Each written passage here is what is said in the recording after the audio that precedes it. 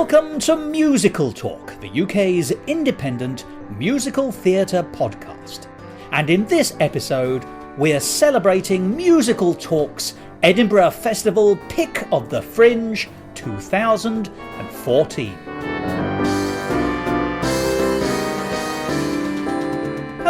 Hello, and welcome to Musical Talk. I'm Thos Ribbits, recently identified as the man most likely to be impressed on hearing those words. Well, welcome to this, the last of our episodes, reviewing the musicals that you could have seen at this year's Edinburgh Festival Fringe. It was a fantastic Fringe, although it took me a little bit of a while to get into this year's rhythm. But once I clicked, the whole place came alive and I had a fantastic time. And you will have realised, just from the number of episodes of Musical Talk devoted to interviews and reviews of the Fringe this year, what a wide and versatile and huge range of opportunity to see great, interesting or thoughtful musical theatre there was. But the time has come at last to pick the Edinburgh Festival Pick of the Fringe for Musical Talk. Now, we've had several contenders, so it's probably fair to identify again, just to remind you of some of those shows we particularly picked out as being good. David Kingsmill last week identified Dracula as being his pick of the Fringe. Guest presenter Josh Clark a few weeks before that identified a show called Six as his favourite show. And I've already said in previous episodes that my bronze and silver medalists were, respectively, Out of the Lens by David Kingsmill and Nick Chave, and Dreams of Peace and Freedom by Sue Casson and Tom Blackmore. Two fantastic shows. But what is the best show of all as far as I'm concerned? What is the formal winner of this year's Musical Talk Pick of the Fringe? Well, the answer is Alba, a new Scottish musical, that's how it's titled, by Finn Anderson. You may remember Finn from a brief interview that I conducted a few years ago about his then new musical, Streets the Musical, which was nominated for 2 Off-West End Theatre Awards, including Best New Musical, and was described as breathtaking by The Stage, groundbreaking by westendframe.com, and fiercely creative and thrillingly fresh by ayyoungertheatre.com. And well done them for coming up with alliterative and near alliterative phrasing, which is designed to confuse and befuddle old men like me when reading it out. So, in today's episode, we'll be showcasing what it was that made Alba so special. And I'm delighted to say that we have some very unusual material for you today, because in this episode, which is entirely dedicated to Alba, the new Scottish musical by Finn Anderson, you'll be hearing a question and answer session with Finn and the rest of the cast, which I was invited to come along, record and help facilitate with Finn. And what an exciting and interesting opportunity that was. And you'll hear that in a few minutes. And that, I hope, will set the scene for the further conversation afterwards, which is an in-depth conversation with Finn himself. I find Finn a very appealing writer, but also a very excellent man. He's thoughtful, he's considered, he's sensitive, and of course, he's hugely talented. It should make him unbearable, but it doesn't. He's a very, very nice man, and I must say that I'm pleased to now be able to call him one of my friends. He is personally splendid, at least as far as I'm concerned. But what about Alba? What is it about? Well, the title is enigmatic. If you didn't know, and I didn't, Alba is an old Gaelic word, for Scotland, derived from the same source as Albion, which is the word for Great Britain, the island of Great Britain, which encompasses Scotland, England and Wales. But just calling a show by the old name For Scotland doesn't in itself tell you much, except culturally what you might be getting. It could be something as crass and banal as all those Scottish stereotypes that immediately come to mind, such as bagpipes, porridge, and as Finn himself says in the interview, tartan and whiskey. But it isn't. It isn't anything like that at all. Throw all thoughts of that aside. And instead what we get is a sensitive, heartfelt, and incredibly powerful musical drama about a young man refinding his way in the world. Here's how it was described on the Edinburgh Fringe website. An exhilarating, heartwarming story of a young man whose reluctant return to rural Scotland sparks an emotional rollercoaster of self-discovery, triggering him to rekindle his love for his home country and its people. Infused with traditional Scottish influences, the original score is performed live by an outstanding cast of actor-musicians. I saw it, I loved it immediately, and I described it as beguiling, heartfelt and wonderful, and gave it 5 stars. And nor was I the only one. It also got 5 stars from Broadway Baby. It was shortlisted for a Musical Theatre Network Award. It was Fringe Review's #1 musical recommendation, and of course it became our pick of the Fringe. A younger theatre described it as a joy to behold, wonderful. Broadway Baby, in addition to the 5 stars that it gave, described it as a beautiful musical score, vocal harmonies that send shivers down the spine. And 1-4 Review said truly excellent, a delight to watch. And very briefly, it's the story of Roddy, who's a young Scotsman who has a difficult relationship with his family, who, whilst living in London and pursuing what seems to be a successful city career, realises that his father has died and that it is his duty and responsibility to scatter his father's ashes at a particular waterfall in the middle of a very rural part of Scotland in winter. Now, before we go into the interviews, I think it's fair to set a little bit of political context on this occasion. Anyone, I hope, in Britain will recall that September saw the Scottish referendum on independence. We're not going to be discussing that, but what we do have to remember is, of course, that in the months leading up to that, including August, which was when the Fringe was on, Scotland was very much in the forefront of everybody's mind. And in addition to the political question of independence, there was also a great flowering and investigation into Scottish heritage, Scottish history and Scottish culture. And I think it's part of that flowering that this show can be said to have come. And of course there is a journey of a Scotsman in London returning to Scotland and finding himself and perhaps a better self. Now, before we started recording his in-depth interview, Finn did tell me that some people had identified his show as a plea for independence. But he was at great pains to tell me that irrespective of his view one way or the other politically on the matter of the referendum, he hadn't written the piece in those terms. It can, of course, be interpreted that way. Of course it can. But then again, any character in any piece of musical theatre that's been well written will go on a journey. And of course, therefore, it's very simple to see some kind of parallel with the journey that Scotland may or may not have been going on at the point when the show was on and being devised. It's a perfectly understandable interpretation of what we were seeing. But the writer himself says that isn't what it was about. And I must say, that isn't what I read it as being about. I took it at face value, which is the personal and introspective aspects of what it is to be lonely or distant from one's family, and how the weight of family responsibility still hangs about one, even in those circumstances. There's a lot more to it than that, but those were some of the first references and resonances that I got. Well, that's enough about me. What we're going to hear in the course of the rest of the programme is the question and answer session, which took place immediately after one of the performances, when a small group of people who'd been in the audience came along and asked questions and joined in a discussion on Alba with Finn Anderson himself, plus the rest of the cast, who were Andrew Barrett, who played Roddy, the central protagonist, Lawrence Boothman, Carmela Brown, who played Beth, and Rosemary Stanford. And I should just give you a certain amount of colour that briefly in the play there is a very amusing taxi driver who could not be described as a good taxi driver, at least in relation to how she drove her car. I only mention that because there is a question that comes up quite specifically about that, and it's referred to again later on.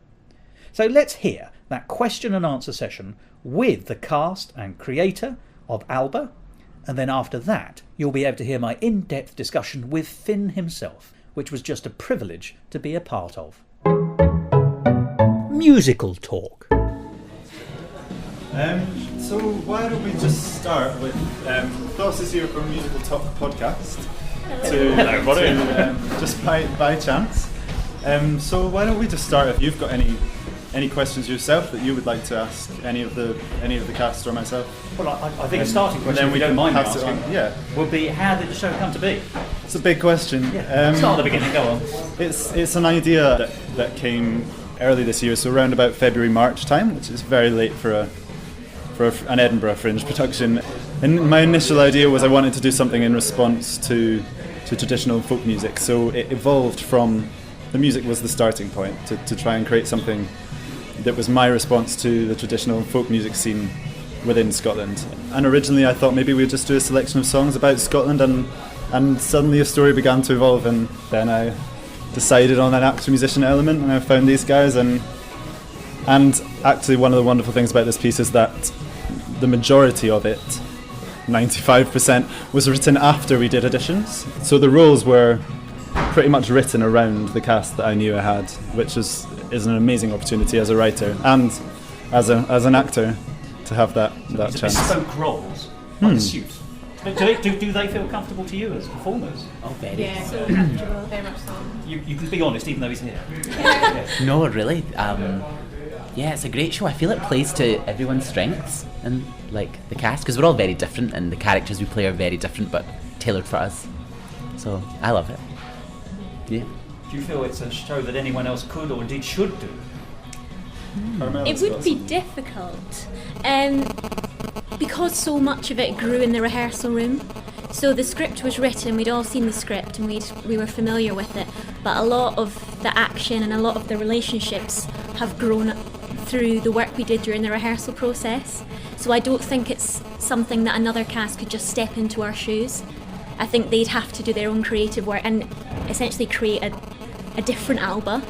I think one really key thing to do with that is the fact that all the musical arrangements have been created in the room, so which is really scary as a composer, to go into a room with just a song and chords, some songs not even chords, and build the musical arrangements to play to people's strengths. And I think because it plays so much to your strengths, I would find it really hard to recast personally. I think if we were gonna take it on and somebody couldn't do it, it would be really, it's not just learning from a score. I mean, probably from now on it would have to be if it was going to be performed by another company, but it feels like these guys I feel like it's being written by 5 people, not 1. So you're all signed up for life, I hope. There was in the bottom of the contract in tiny writing. Yeah. Yeah, if you guys have got any questions at all, any of you, then we could just maybe take the mic round even. So the script was written by yourself, you were workshopping it, so to what extent did the lyrics of the songs change? In the room? It's interesting actually. I think because it was written in such a short period of time, I envisaged there being a lot more changes. I don't know if we've made a single lyrical change. There's been a few words here and there that I've sort of preferred. Yeah, we've rearranged the order of a few of them, and we've had to take some bits out that were repeated. The repetition of musical theatre is always a difficult thing because it's not storytelling if you've already said it. So yeah, but like from a writer's point of view, I was very clear to leave the writer behind when we went into the room, and that was a very clear decision. That I am a director and we are a cast working with a script none of us have seen before, and I think otherwise you just end up writing in the room and sort of nursing your own baby and not. I wanted to see it as a very different thing, and I feel like that's been really key to allow these guys to input. I think I've lost track of the question, but so it was as well as separating that, it was really interesting as a writer in the room to see how little it changed, which is great. You said that 95% of the story came after you'd cast it. How much of an input did these guys have in the story, the development of it? None, really. They inputted by being who they are, I guess, because they're like the story was pretty solid when I auditioned these guys, because I spend a lot of time structuring a story before I even begin a line of dialogue or and kind of just playing with musical ideas while the story structure is coming together. So I had quite a firm structure when I did auditions, which then changed a lot, but I kind of knew where it was headed. But all the small characters and the way that the characters were written, these guys had a huge input in, even if not actively, just by being them, their personalities, and knowing what I knew about them, some more than others, I was able to play to those strengths. I'd like to ask Rosie who she based her driving from. This is Rosie's mum, by the way. Considering you don't have a driving licence. I know. Oh, I have no idea. I wonder who. Maybe lots of different people. Lots of different old grannies. Demented grannies. Yeah. My granny's here too. I have no idea. She just I wrote a backstory to her, and each little part of her life made her who she is now in the show. And I just played around with the character for a while, and then that's her now. There is a question actually about characterisation. For some of you have one solid character who you carry all the way through, and many of you have a large range of characters. But each of the characters, whether it be one for the whole performance or throughout, are very, very well drawn very, very quickly. How easy was it for you to find the characters in the script and then solidify them? Because you show great versatility and depth throughout, I think. I wouldn't disagree with that at all. I said it. But I'm very interested as actors how you approach the role from the written page, and then, I mean, obviously we know it's a developmental thing because every show develops as it goes through the rehearsal period, but finding those characters quickly and making sure that we saw them, because we did. It's an open question and you may confirm.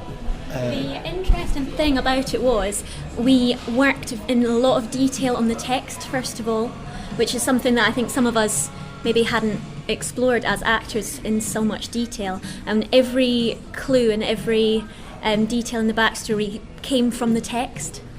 And then when we took it on its feet and we started working very physically, we had so much detail in the backstory that it did come very naturally, and they felt like real people rather than just kind of quick caricatures.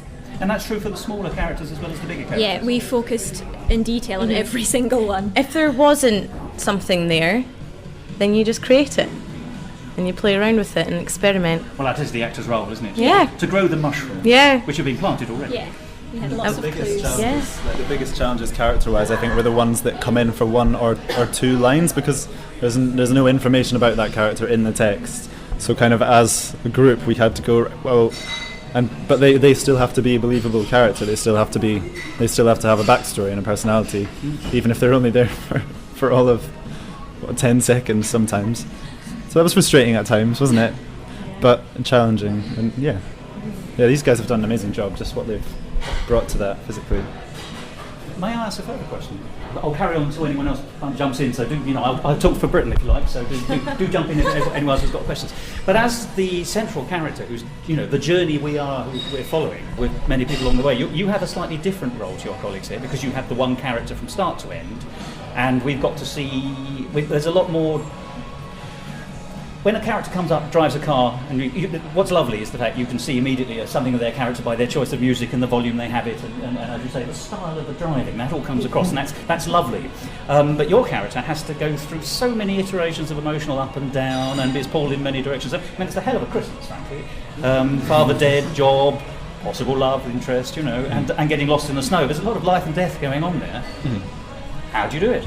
I think with Roddy, there are kind of two sides to his character, because he's narrating the piece as he goes. So the action starts at kind of a midpoint in his story, and he begins to tell the story. So there was this side to him where I kind of split it into the private and the public side. So when we go into the scenes with the other characters, it's the side of Roddy that he will just show to the public. So he's quite a timid guy, he's a bit awkward, never really says the right thing, and regrets things quite a lot. And then you're allowed into the private side of him when he begins narrating his own story, and he's got a bit more charm and he can assure of himself. And because Roddy's narrating the story and has to hold the energy for a lot of the play, I didn't want him to be this timid sort of awkward guy, because I didn't think it would be that engaging to watch for an hour or 45 minutes.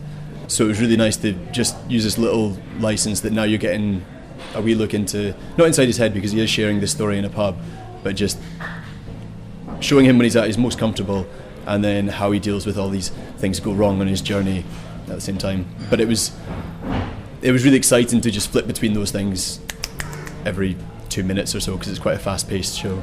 Well, he gets pulled in lots of different directions very quickly, doesn't he? I also wouldn't want a road map of the place he's going to, because I have to say I'd get lost. Yeah.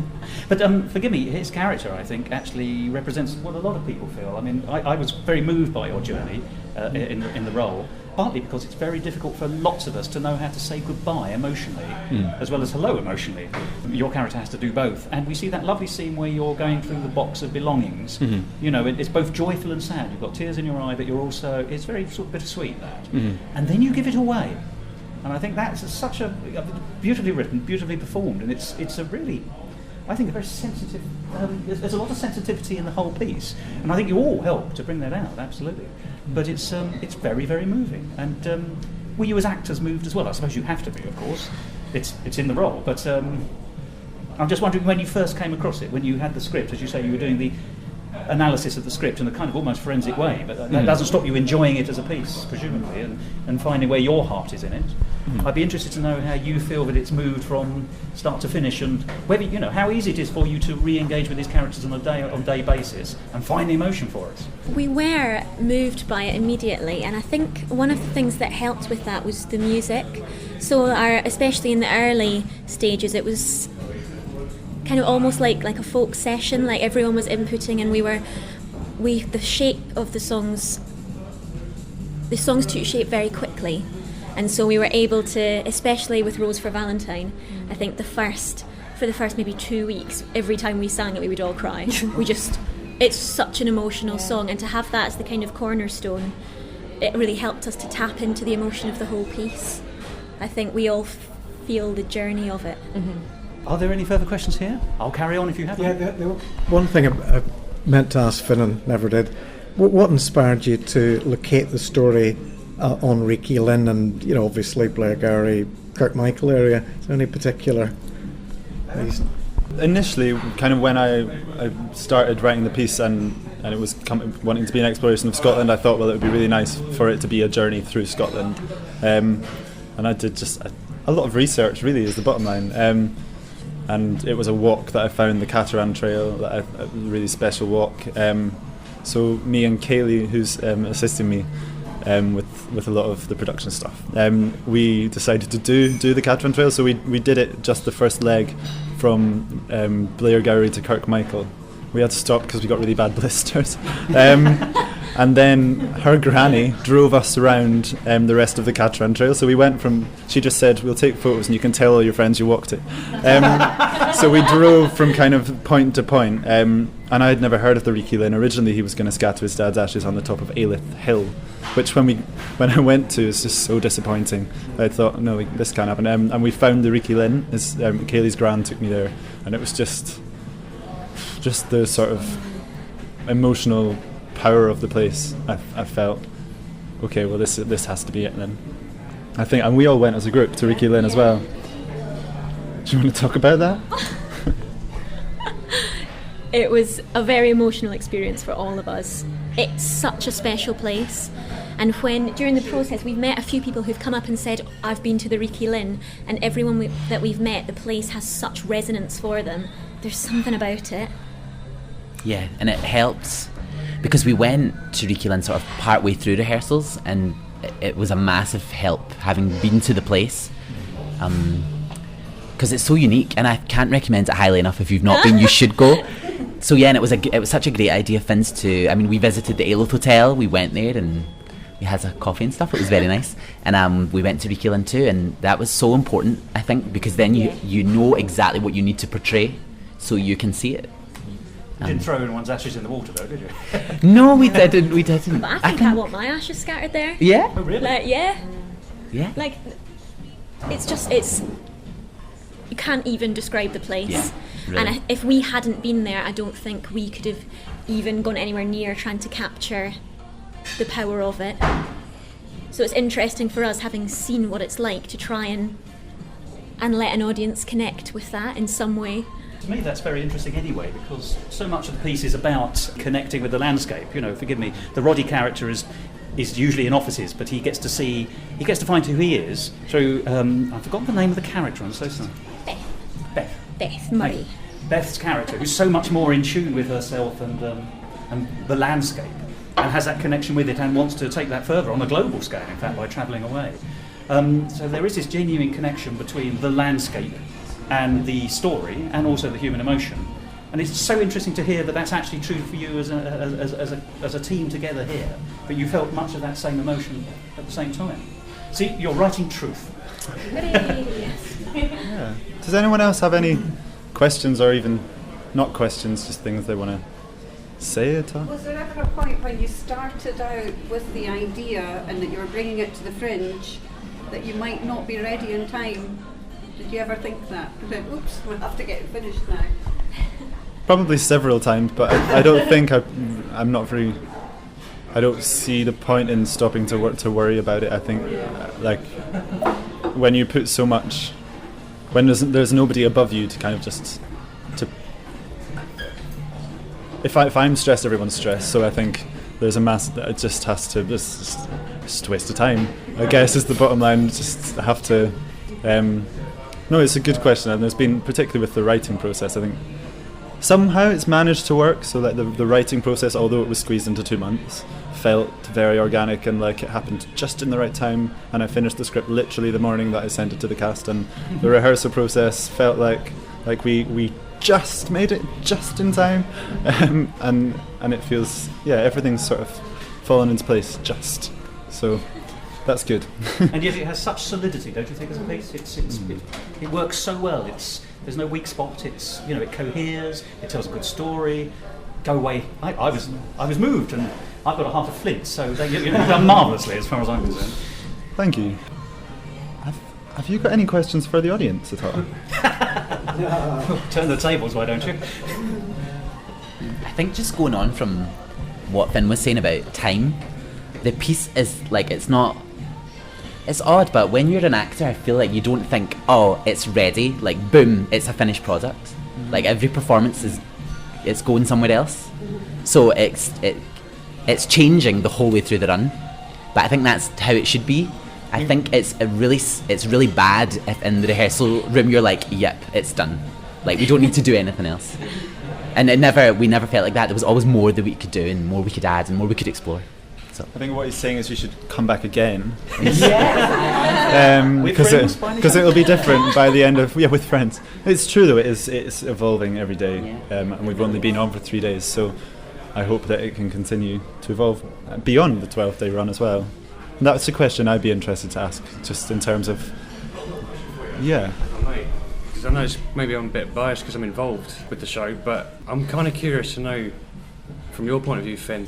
When I know it's been a collaborative effort, but as far as building the characters is concerned, but when I read the script on the first run through, the characters, the emotions in each character, obviously the characters are very three-dimensional anyway, but the emotional depth within each character is also very three-dimensional.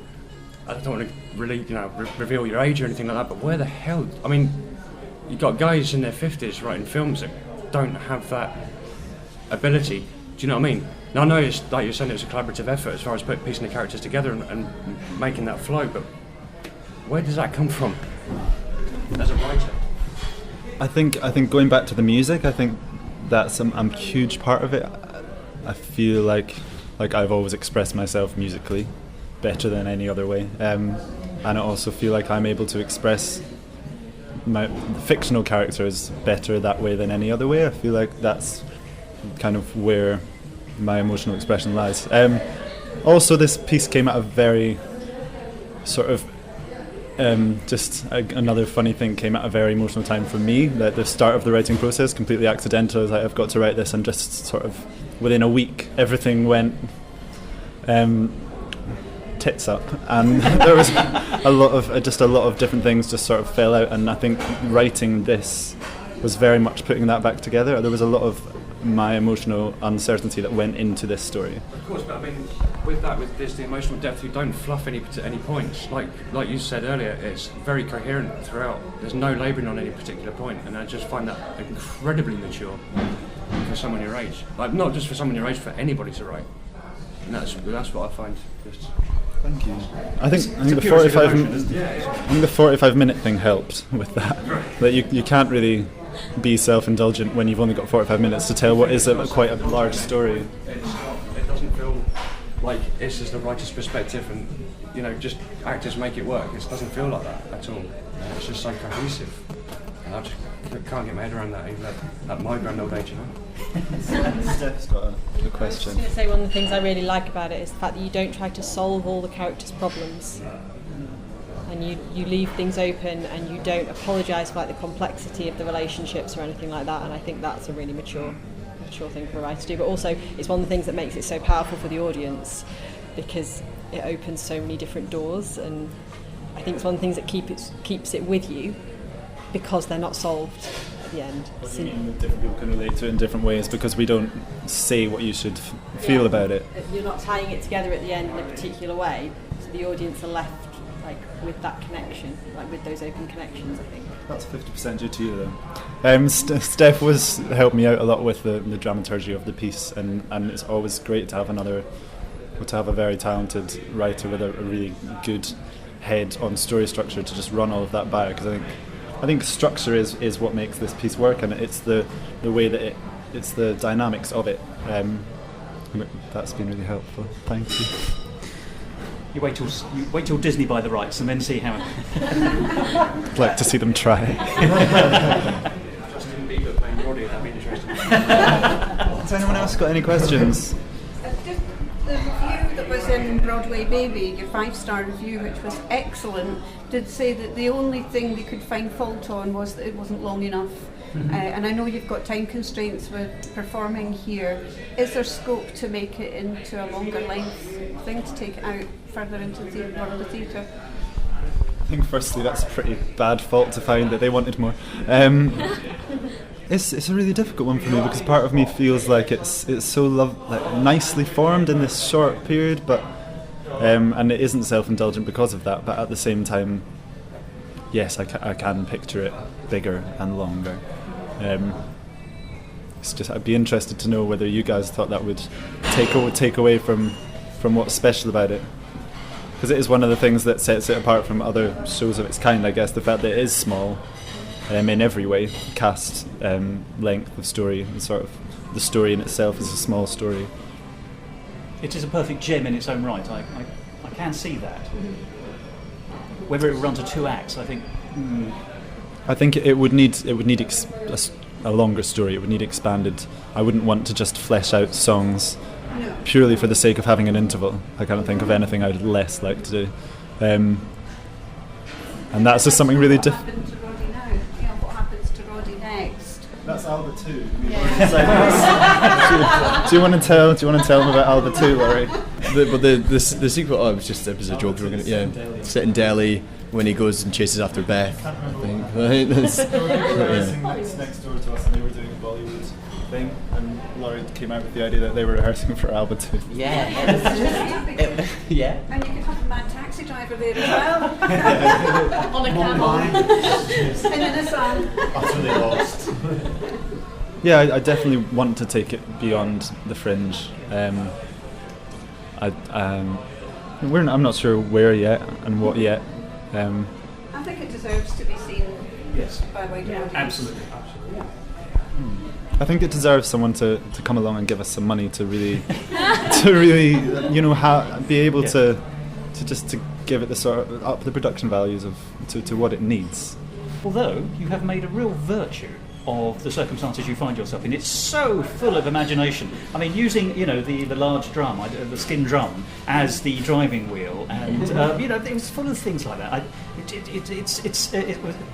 It was actually also a feast for the eyes, amongst other things, because there was lots of business going on, and it was small, and it drew one in from all corners. There was everyone was emoting and doing whatever they were doing, and there was imagination. So it's my mind feels it's been taken on a very pleasant ride. A very happy ride for a very clear, pure environment, and come back I have a better mind for it, so thank you very much. That's a good compliment. Yeah. I feel like it had a cinematic pace, but like the imagination of live theatre. And that was what's so nice about it. That's been very well. That's really interesting. Because it was written in a very cinematic way, and I think one of the initially I thought it would be full of realistic sound effects, full of snappy lighting changes, very cinematic in the way it was done, and that's one of the joys of the fact that I left the writer behind, because that's what the show would have become if I hadn't let these guys take that on a different journey. So it's interesting. I think that's a lot due to just the way that we collaborated so much in the room, and because we played so much, it became very theatrical in that way. I think it's interesting. You said you wanted maybe a little investment to up the production value, but I find the minimalist set is quite charming. and it means that the pressure is on you guys to really, the focus is on the acting and the singing as opposed to a grandiose, well, maybe not grandiose, but nothing effectively for you guys to hide behind in terms of your performance. So I think keeping it simple and basic is it's a lot more charming, more engaging. Limitations forces you to be creative, I guess, because we've not had every prop we need. We've had to go, well, what can this become? How can we make a car out of 3 chairs and some instruments? There's been a lot of challenges, hasn't there? Yeah. Can I ask, if you did have all the money at your disposal, would you continue to use actor-musicians? I mean, another string to your versatility, gentlemen and ladies. Or would you then have a pit orchestra or something like that? Definitely. It works so beautifully this way. Definitely continue with the actor-musician thing. But then again, that's a directorial choice. There's nothing in the script that says the actors play the instruments. I think if someone else were to do it, they if might someone not else do were it to that do it, way, they might not do it that way, and I'm open to that. But I think, and that would be odd to watch, but yeah, I think I wouldn't want to separate it, this production. But I think, there is potential for there to be more musical input from maybe other musicians as well. But I love that the core characters accompany their own story.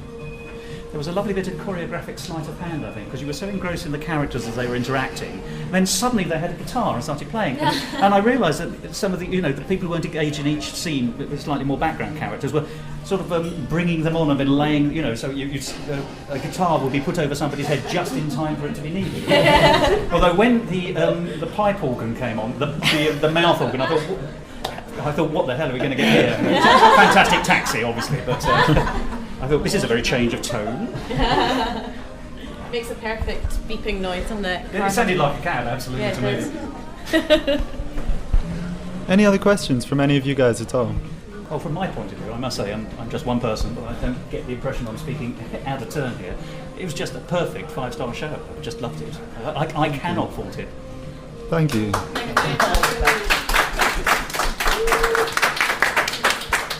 Yeah, it's been an absolute joy. I'll just say that, to work with these guys. And they've been extremely trusting when a lot of the time not only did they not have a clue where I was going, but I didn't have a clue where I was going either.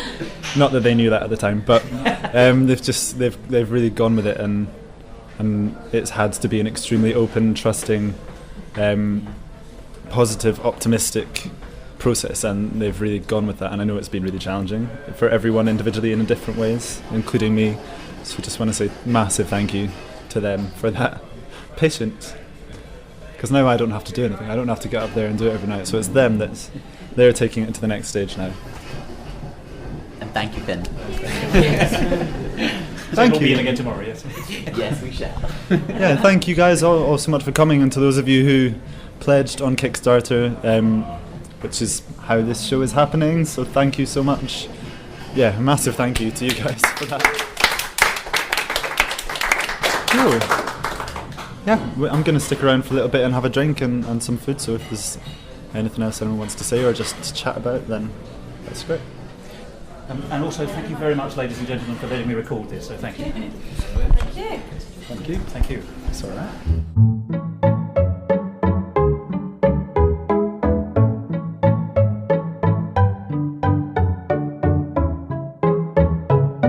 Musical talk.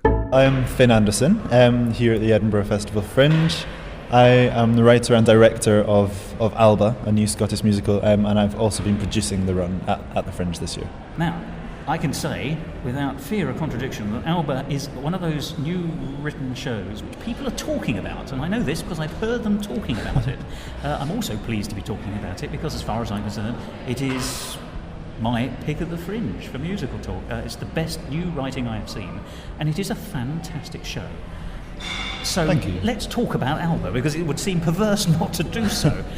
How long has it been in sort of gestation? When did you get the idea? And without giving anything away, could you sort of set up so people have got a sort of handle on what it is? Yeah, well, it's interesting actually, because it's an idea that only developed very recently in February, March time. So it was actually not until March that we signed the contract for the venue, which for Fringe is very late. And, yes, it is indeed. And for a new musical, to give yourself 5 months to write and produce and rehearse is a very short period of time. So it has been a very quick process. Up against it, yes. Yeah, but I think that's led to to a lot of creativity within the time limitations that we had.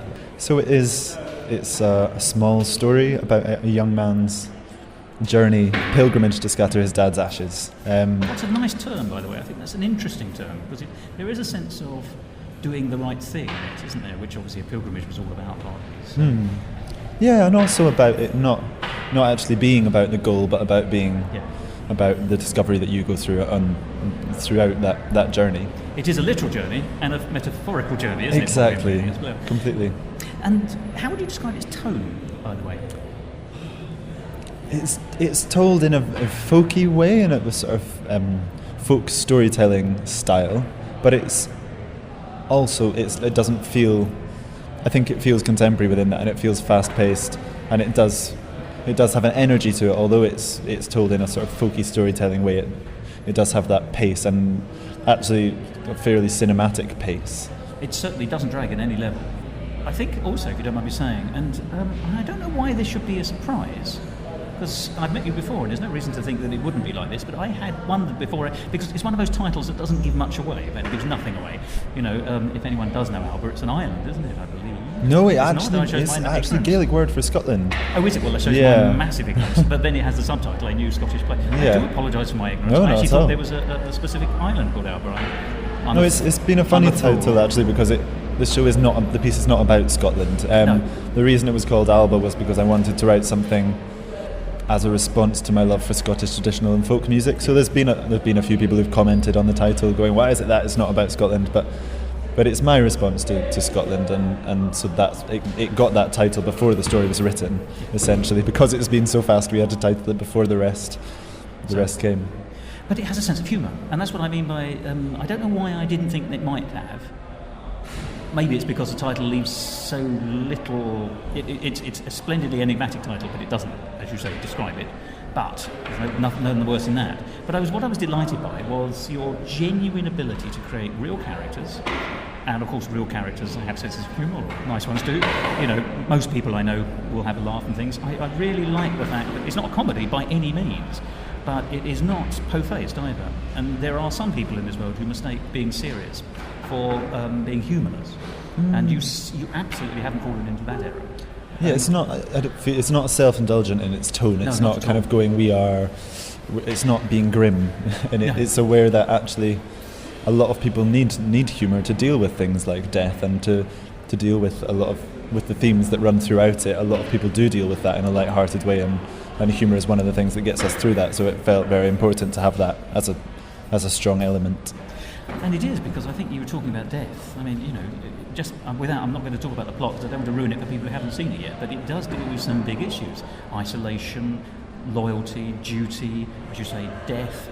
That's enough to be getting on with. I think you do need to sort of gild that lily a little bit with just a sense of humour, and you've done that beautifully. But each of the characters is beautifully defined. Roddy, the central character, it's obviously also helped by the actor being excellent. But you see his journey, you see him rediscovering a sense of integrity, I think would be a good way of putting it, and reconnection with his cultural, geographic, physical roots in some sense, which in this case is Scotland, of course, from the evils of London, which, having made that journey recently, I can tell you is... It's definitely not an anti sort of London or anti-England sentiment. I think London merely represents a way of life. It represents a way of life, and it's not so much London, it's the fact that he's ended up in a job that he,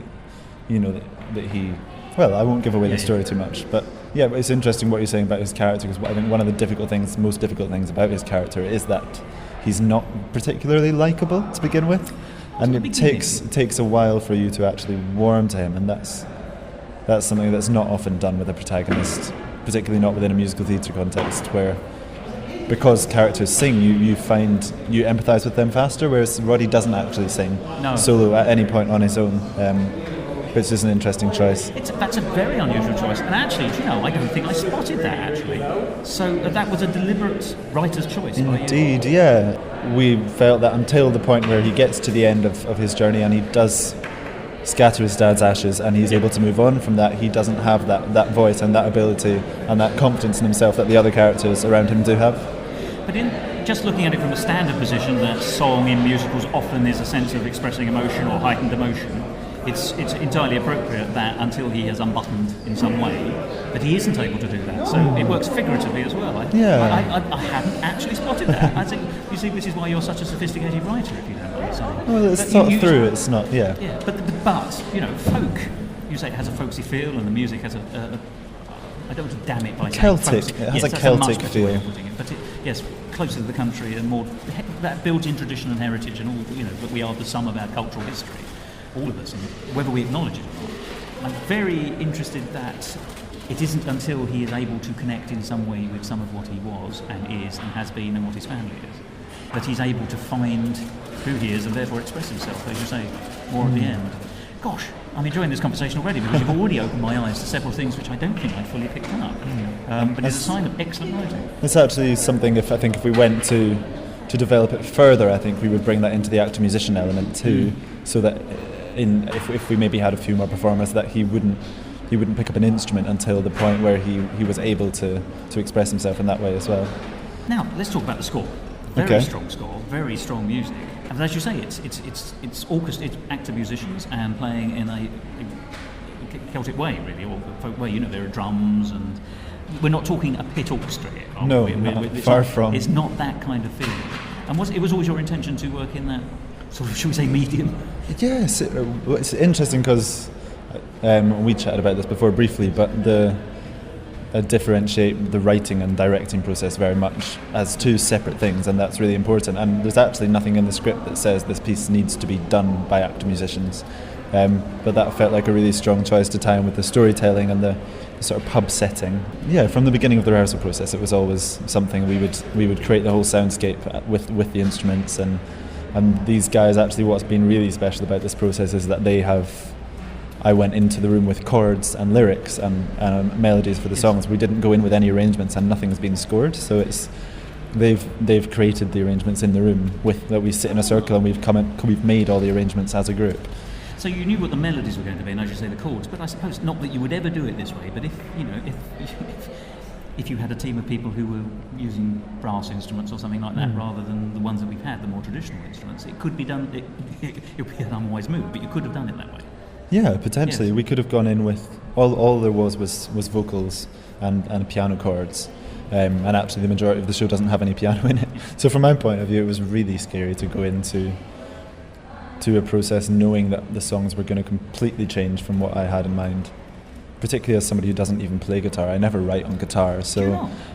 No, I had it in my head that you sort of knew it. Yeah, no, not at all. So I think he was a contemporary writer. It's interesting. Yeah. Young people have guitars. I'm an old man, I can say that.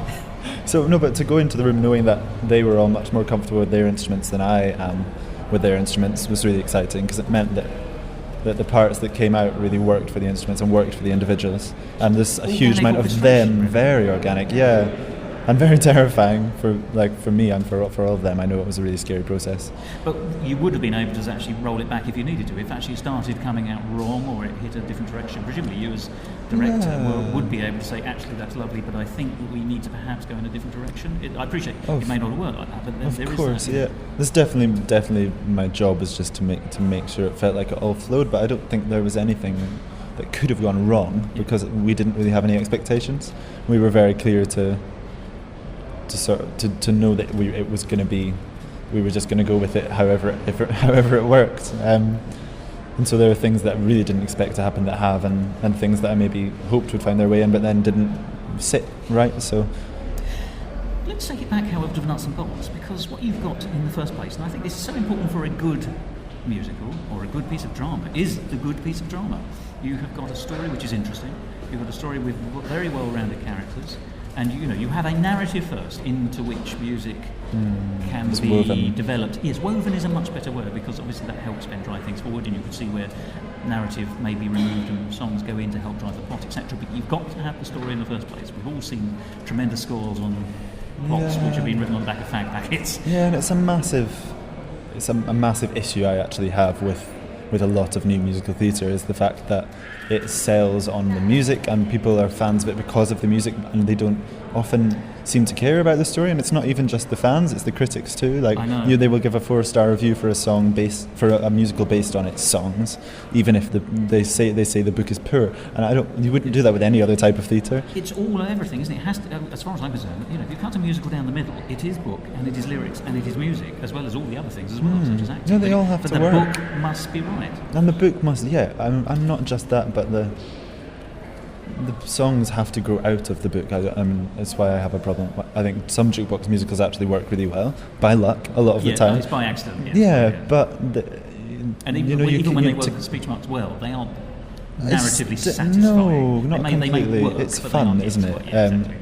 But it should, for me, it's musical theatre, not theatrical music. It needs to. The music needs to grow out of the theatre, out of the drama element of it, out of the characters, the story. The characters should have different voices as they would in a play. The different settings should have different styles of music, and that's why.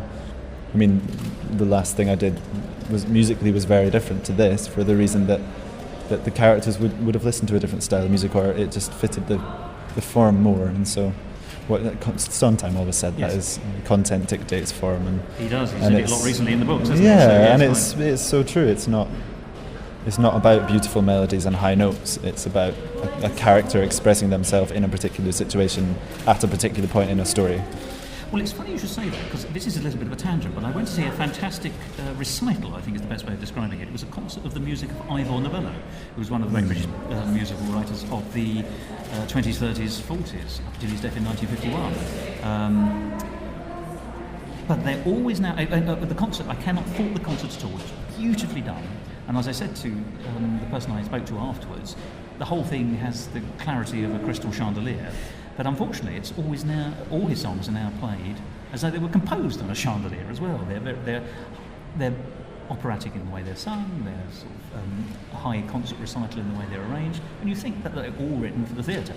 And they would have been played by musical bands, and they were, in that sense, more accessible than how they become. So I always feel that one of the problems with Ivor Novello is that people don't touch him now because he's seen as this, he's been pickled in kind of aspic in a particular way.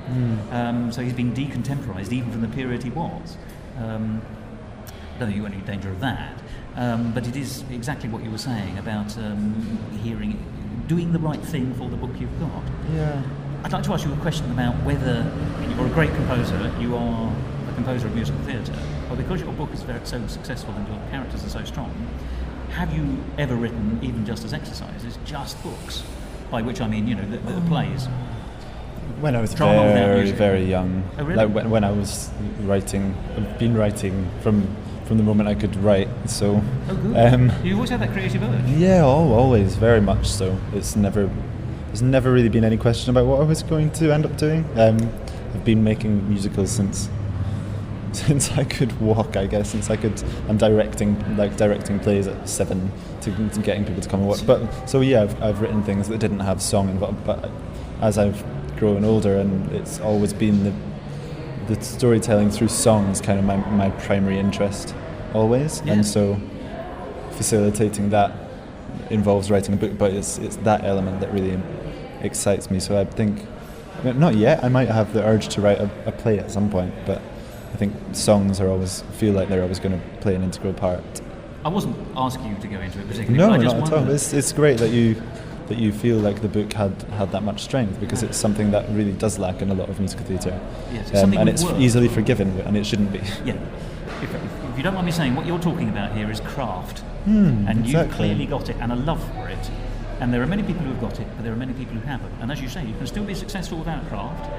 But the question is, should society be run on those bases? But that might be a bigger question than we're able to answer. Yeah, and actually I think particularly storycraft and structure and creating a narrative that really affects people emotionally is a real craft that you have to develop. And music can go a long way to creating those feelings, but it's only when they're woven into a strong narrative that it really has, well, it's the foundation overall effect. Yeah.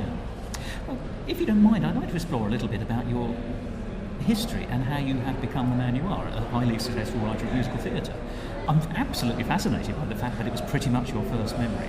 I mean, can I ask, a lot of people get into theatre because they were taken to see some piece of theatre at an age where they fell in love with theatre and then go on to become a playwright or a writer of musicals or whatever it is they do become, or an actor quite often, but it is because some seminal piece, it may not necessarily have been a great piece, but the experience of going to theatre was so great. Is that the case with you, or was it the art of creating? The way you spoke just then almost sounds like you wanted to write before you saw the opportunities, see how it might work. I was very lucky to grow up with parents who are heavily involved in the arts.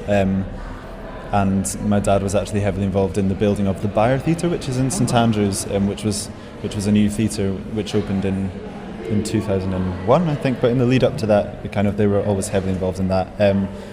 And yeah, I've always been interested in theatre. We've always gone to see a lot of theatre. Always had a piano in the house, so that kind of grew naturally. I didn't enjoy lessons on the piano at all, and so I much preferred to make up I remember I had a double bass lesson once, and when it got to the point where I couldn't understand the notes, I just started making it up, and my teacher said, well, I know that you like to write a melody or two, but you're not Bach, and I never went back after that and decided just to make up my own. It just interested me more making up my own thing than practicing other people's. You might not be Bach, but you might be Anderson.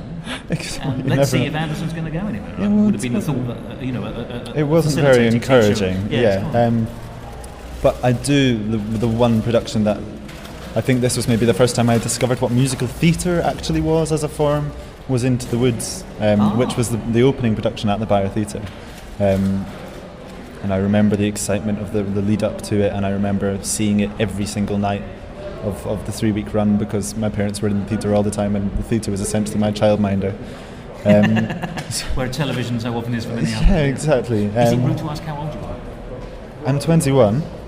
So let's do the math, shall we? So we're taking 13 years off. It was 2001? So 2001, yeah. That is a young age. We're 7. I would have been 7 when I saw Into the Woods. 8. I was 8, I remember. I'd just moved to school as well. But a good age to engage. And also, ironically, Into the Woods is a very good show because it's full of characters that you would know as a child anyway, even if Sondheim and Lapine take it into a darker way, which of course they surely do. But we know who Little Red Riding Hood is. It's something you can relate to at that age. And so following that, I'd just moved school to a school who were very encouraging of my creativity in a way that the place I'd been before wasn't. And I wrote a version of Peter Pan, which we did in the playground at 8, and then then she said, why don't you move to this different part of the playground and we can get them all along at lunchtime, and then I did the next show in the school hall the next year. You were promoted to a roof. Yeah, exactly. And then... But good, that's so it was like really encouraged. Both at home and at school. Yeah, we'd rehearse in the playground during lunchtime, and I had a cast of 4 or 5 who were really passionate. And then... first year, well, in the sense they had songs. These all had songs, and recorded songs? Backing tracks on like a cassette player that I'd written, all not original stories, so they were based on kind of fairy tales and things. Children's classics like Peter Pan. I think we did Peter Pan, Lion, the Witch and the Wardrobe, James and the Giant Peach, Hansel and Gretel. And then in first year at secondary school, I wrote kind of the first original piece that what happened then is we ended up rehearsing in a squash court, and so I ended up going along with the name Squash Theatre Company for the 3 years following that. So when in those few years, kind of 11 to 14, I produced various little plays in the squash court, and then musicals, right? kind of 45-minute musicals, I guess. And then leading up to when I was 14, I wrote and directed my first kind of full-length 2-act 17-song musical. It was called Rowan's Quest, and it was set in the days of King Arthur. So once again, it was not fun. Fairy tale, but sort of no, legendary. It was an original story, this one though. So that was fun. And that was on the Byre Theatre main stage, so that felt like a massive jump to 2 performances in the main auditorium in the Byre Theatre. Whenever you first arrive in the theatre, you do feel, I'm here now. I may not always be here, but I'm here now. But I was really lucky that my parents were so involved in that theatre, because I got to know the technical staff. They taught me about lighting designs, aged 12, 13. They taught me about how to get in, how to get out, how to run a technical rehearsal, all this stuff before the age of 15. Amazing experience. I've got to ask, how shall I put it? A lot of creative teenagers still also are derivative in some way. I'm not going to say that you were, because I don't know your work at all, but what were your influences at that time, and can you remember the style that you were writing your music in? It was a lot more sort of what you would class as musical theatre, like pop musical theatre, than what I write now. It was probably very influenced by Disney at that age, and Andrew Lloyd Webber. I really loved at that age. Now slightly less so, but they're good level entry stuff. And also because it's quite simple in terms of the chord structures and the hooks in the songs. Not in a I'm not downplaying its value at all, but they're easier songs to write in that style, and so that was what I was drawn towards. We should never criticise Disney, because at the end of the day they have been writing consistently good musicals since the 1930s. Yeah, completely. And no other studio's been doing that. No one else has been doing that. But as you say, it's aimed at a particular level. But it's interesting to me that that's the case. I mean, I look back at my own bad writings, but I can see my teenage writings are heavily influenced by the people I admired. Yeah. It must be true for all people, but it's through exploring what you like through other people by actually doing it. But I think that you stumble across. I think it usually is a stumble. Who you are. Yeah. Do you care to tell me when you think you found out when you found your voice, or when you think? I appreciate don't you may think not have I been found my today. voice. You don't even No, yet? not at all. Well, I couldn't say that I have, because this piece is so vastly different to anything I've done before, and what I did before that was so vastly different to anything I'd done. I feel like I found my interest, which is giving a voice to characters. Yes. So I don't feel like I can say that I have a particular voice, because I feel like it depends on the story and the character, and musically it will always change and hopefully be tailored to that. I also write as a singer-songwriter sort of on the side, and I think it's important to keep that very separate, so it's, that's an expression of me as a musician, not from anyone else's point of view. So this is back to the Sondheim thing. I saw him being interviewed at the Royal Festival Hall a few years ago for his 80th, and I remember him saying that actually he doesn't write in a style. He is an actor when he's writing. He's writing for each of the parts as character plays. Sounds in a way, but the content dictates form thing is actually where you still are. Entirely, yeah. Well, you have to get into character. character. I don't mean that negatively. I mean that that is that's a pretty good model to be following. Well, you have to. I think that comes naturally if you're thinking of everything from a story and theatrical point of view. I think a lot of people who get into musical theatre are musicians first. My love was always for the theatre, and so I think therefore the music that I've ended up writing has grown out of character and story naturally. So it's not something I've kind of studied and gone, okay, well I need to write for the. You learn more as you go, and I've done a lot of research in what works and what doesn't. But you obviously have musical ability. Completely. And my undergrad was a music performance in voice, so I'm trained singer in that respect, and I have an understanding of music theory, all of that, but it's not about showing off musically for me. It's about servicing a story. I'm so pleased to hear you say it, and I think that's possibly one of the reasons why your shows are so good. Alba is a remarkable piece, and as we've said, it is based on a narrative. I still want to press you a little bit on your history then. So we've got to Rowan's Quest at 15. But on a theatrical stage. So 14, and then and that was great. But secondary school, 14, producing musicals, not the most popular kid in school. For the next 4 years, actually, I backed away from that, and I ended up kind of just doing more sort of singer-songwriter type stuff, just writing and developing myself as a songwriter. But isn't it odd? I know precisely what you mean by that, because I'm a much older man than you, but it's exactly the same as when I was a younger man. It seemed to be acceptable and cool to be a singer or in a band or something like that. It does not seem to be cool to use those skills in relation to drama and theatre. No, and I don't know why that is. It's ridiculous. I don't know. Yeah. It's a masculinity thing again. I went to an all-boys school, so... Okay, well yeah, that's even tougher. And but I feel like I needed to go away from that and have some of the experiences that I had over that time in order to then to come back to it with fresh eyes. And I feel like I approached musical theatre from a much more...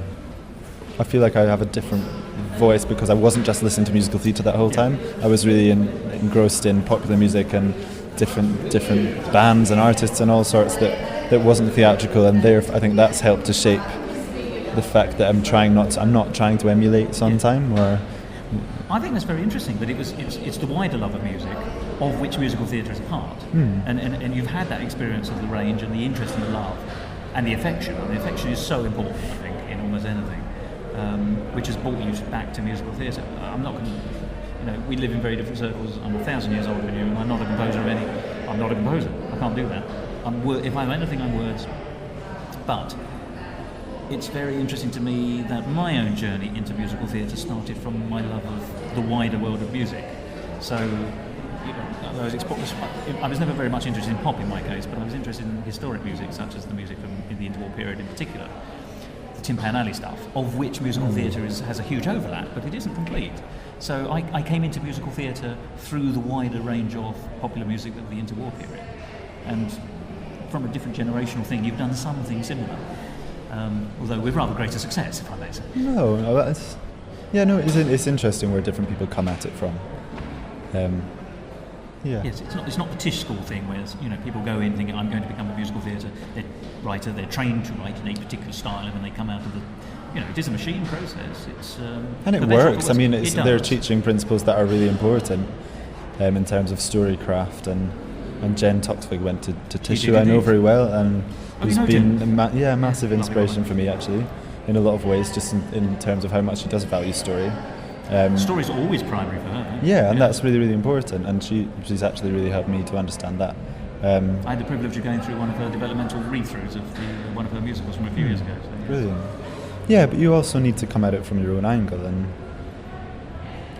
you hear so much new musical theatre now that sounds like it's emulating other musical theatre writers. Yes. And in fact, I read her.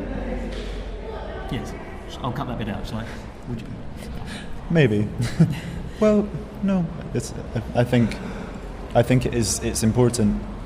If your voice is similar to somebody else's, then great. But I think it's very important that you don't try to emulate what you think people want to hear.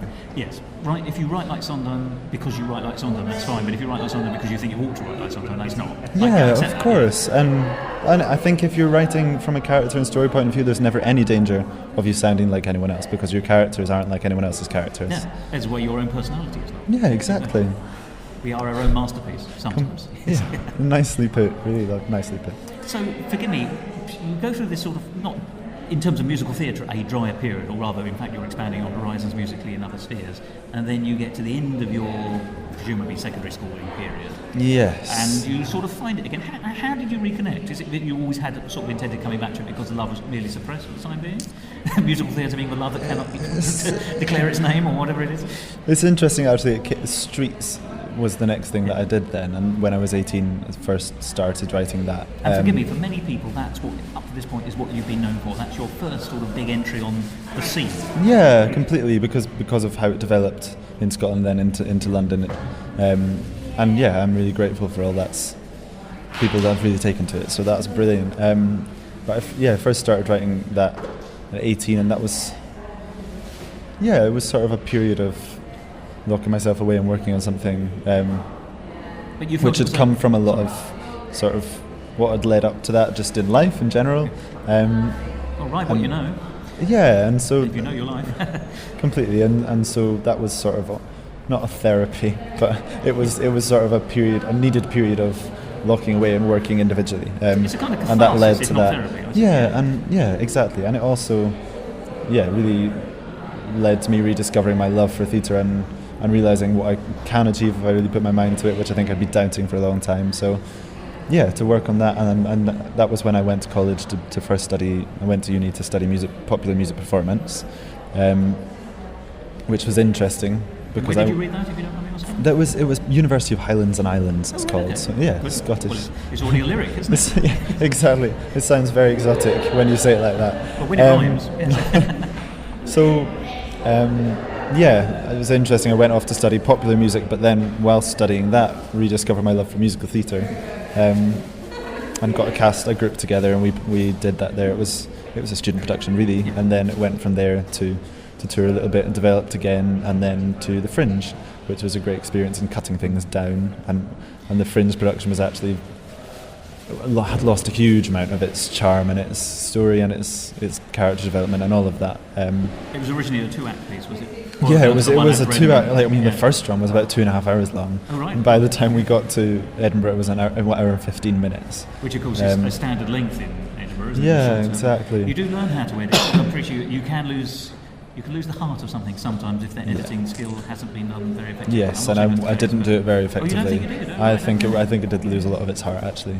And yet, it was very successful in Edinburgh. Yeah, we did. Well, we were only here for a week, but we did sell really well for the week. We were a best-selling show in our venue, and it was another show that people were talking about. You didn't have that knack. Well, it's not a bad thing, definitely. And it went really well for what it was, and it was. I was ready to leave it behind after that because that had been sort of 3 years working, 3 years working on it. So the project is completed on that. Yeah, it felt completed then. Yeah. And then I went to London, and then Interval Productions approached me about doing a new production of it, and okay, here we go again. And so that's now been 4 years I've been working on that production. But it's nice to know that there are opportunities and outputs. Completely,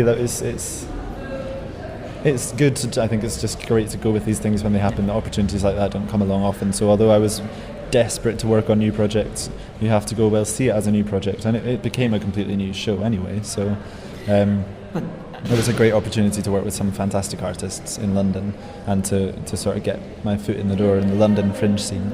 So at the same time you'd also finished your university course. Yes. So what next? Well, so I went to Goldsmiths to do a master's in musical theatre writing. That's what it's known for, isn't it? Yeah, which is where I met Jen Toxvig and some other really wonderful writers and producers. And was Goldsmith helpful to you? It was really great to be. I learned a huge amount from it. I think I learned much more out of the academic side of it than the practical side. I think it was the course is partly designed. There is a lot of theory in it. There is a huge amount of theory on it, but it's also very open access. Yeah.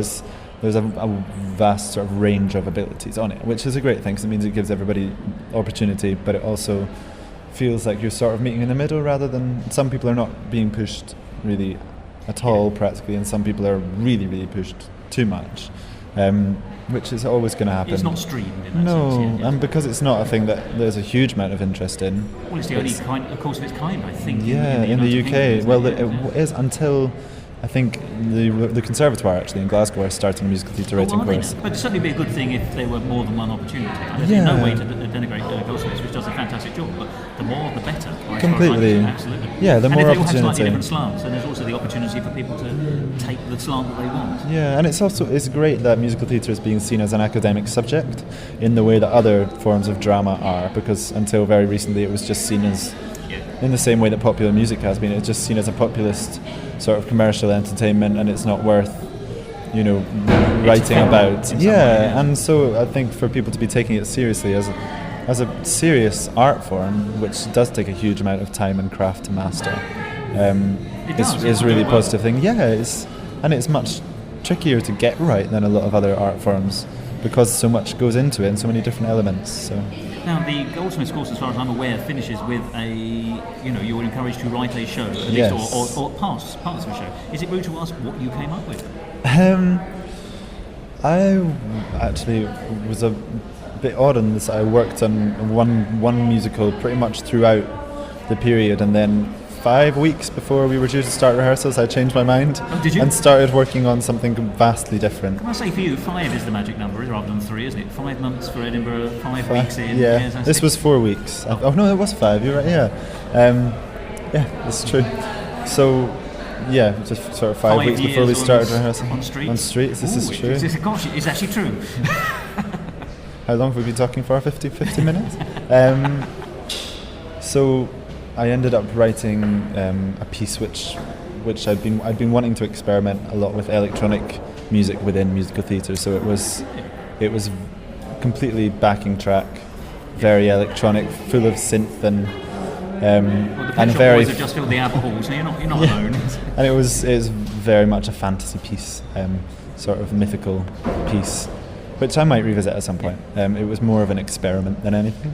But you had that opportunity, that's good. Yeah, and that's what Goldsmiths gave, which is great. The opportunity to have rehearsal space and all of that, and a performance space. So yeah, that was brilliant.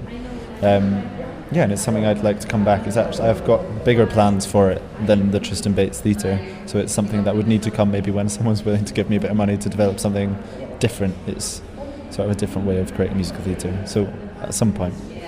So you do have these irons in the fire, right? You think, what I love about it is that you've got all these thoughts and all that you're looking to push envelopes and try new ideas and develop and challenge yourself as well.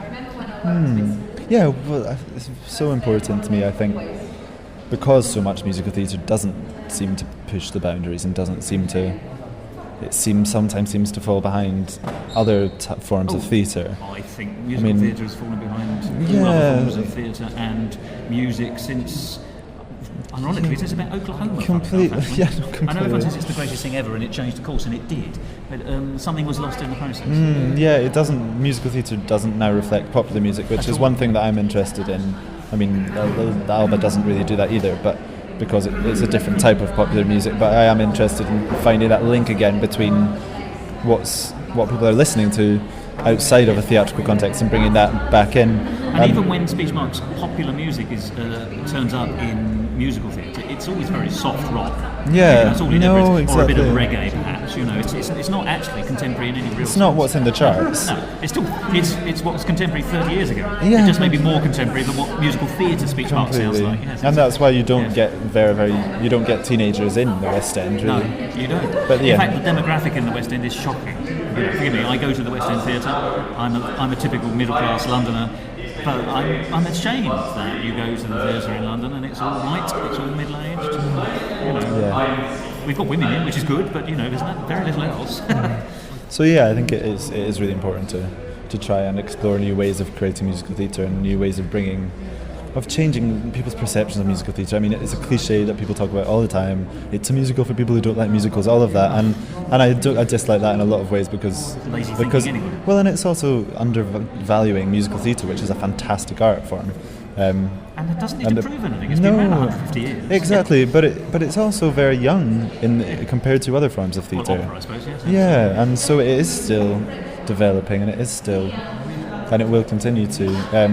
It's important not to get stuck in what other people are doing, I think. Yeah. And so in me at the moment there's this huge sense of doubt of, where do I fit in, and where does what I'm doing kind of fit into what other people are expecting me to do? But it's just trying. You're a vanguard, which I think you're going to be pushing at some boundaries which other people will find appealing and appropriate and right, contemporary in the sense of I don't want to say the zeitgeist, although that is obviously where I'm heading with this, but I think that you are more attuned and your thinking is heading in that direction than most people are thinking. Well, that's really nice to hear. I'm only telling you what I'm hearing. I'm only reflecting back on what you're telling me. So. Yeah, well, I'm keen to play around with it and to make lots of mistakes and to try and find my feet with it. But mistakes are the way we learn. Yeah, it is, completely. Every success is a wonderful thing, but every mistake is a gift. So, can I ask you a question? I hope you don't mind. It might seem like a sidestep, but as we record this, there's more talk about Scotland as an entity than there's ever been before, and of course it's all related to the politics of the referendum, and this isn't the place for discussion on that. But one of the corollaries of that is, of course, Scottish culture is also being considered more fully and is more confident, and I've seen it for a very long time. So as a regular visitor to Scotland, I'm not culturally Scottish. I suppose I am what I am, but I can see there's a revival in Scottish confidence in its cultural heritage and its cultural future, which is fabulous. Irrespective of what happens on the referendum, that is a good thing. The referendum has really sparked a huge amount of creative output in Scotland as a response to that in both ways, and that's fantastic. Really, it's been a wonderful thing. If nothing else, any cultural that's been flowering fantastic. Is a good thing, Yes, exactly. Cultural flowering of Scotland. There's a song there, I think. But can I ask you a question? You are culturally Scots, and you've written a show called Alba, the Scots, New Scots musical, and you are rightly proud of your own Scottish heritage, such as it is. I remember when we spoke a few years ago about Streets, it was a Scottish musical. It travelled the country, and that's a marvellous thing. I just wonder, how do you see yourself in the pantheon of Scottish culture? I know that's a ridiculous question, and you may want to bat it away and say what a fool I am. But you're known as a Scottish writer. Is that a good thing or a bad thing? It's funny because I don't know if I am, because Oh, do you not? I think because Streets, when it went to London, became very London, and it was then set in London, and all I wrote the music for that. No, completely. But it was set during the London riots, the London version, so it was. I feel like this is kind of the first thing I've done that actually reflects more my Scottishness. Really? But I'm not really. I think there's definitely a lack of good new musical theatre in Scotland. It's pretty much a lack everywhere. But I don't think it's just Scotland. But no, I don't either. But yeah, and so I guess I naturally gravitated towards London because that's where the musical theatre fan base really is. And it's where the musical theatre is. That's and why, it's where the musical yes. theatre is, and it's where the industry is. But I love Scotland as a country, and I think the theatre scene in here is really exciting and it's really developing. I'm still very young and haven't done I've created much more work in London actually, mature work, than I have in Scotland, so I feel like I don't really know where I sit there yet, but I'm keen to explore it more. So it's not, I suppose then what you're telling me, and you can tell me if I've got this wrong, it's not so much whether this is that being, although you are Scottish, your Scottish musical outlook is not who you are, it is part of who you are. And whatever you do and however you develop musical theatre, whether it be in Britain, Scotland, England, abroad, any of those options, obviously you'll be infused and informed by your Scottishness, but it will also be infused and informed by everything else. So have I done you a disservice by calling you a Scottish? No, not at all. I think this isn't political, it's cultural. No, of course. Yeah, I'm just trying to, and also, forgive me, there's also the added element that I probably wouldn't be asking, well in fact I can tell you, I don't ask these questions of other composers I meet, because I've never spotted very much cultural identity in terms of, I don't want to use nationhood, but you get the idea, regional, in most other writers. But it seems important to you. But I wonder how much I've overemphasised it. No, I think it's my error, I think with this piece entirely, it's we've played up its Scottishness. It is a Scottish piece. It was inspired by my love for Scottish music. That doesn't mean that I will ever write anything again that is inspired by Scottish music. In fact, it's probably unlikely that I will, particularly in the near future. But it's important we don't ghettoise you and say you only write Scottish music. Exactly. It would be a stupid thing to think. Yeah. I think people won't do that now because obviously Streets was rap and beatboxer, and it was very commercial and very poppy, and I think people put me in a box after that, so hopefully now people will go, this is very different, But it does show your versatility. I hope so. And I'm keen to explore other genres of music that come from wanting to tell different stories, and so like I said before, it will always come from the story I want to tell, or a certain musical style that I want to explore will lead to a certain story. But I don't feel like Scottishness is a through thread. I think that the love of open space and isolation is certainly something that's grown within me, probably because of growing up in Scotland. But that's something a lot of writers have. Well, isolation is very much, yes. There's a kind of splendid isolation, splendid loneliness. Not loneliness, but the ability to be alone. Yeah. How does that infuse you then? Completely. Maybe enthuse you. No, I'm very able to be alone. But I'm also a very sociable person. Yeah. But you've got the right thing for the right circumstance. Yeah, completely. I love being in a rehearsal room with actors and collaborating. As a director, as a writer, I very much like isolation. But I think I enjoy. And yet they're all creative, aren't they? It's just they're just very different, but they appeal to completely different sides of my personality, and I think that's coming back. And this is the first thing that I've written and directed in quite a good while, and I'm realizing that as a mature, exactly, and it really feels like that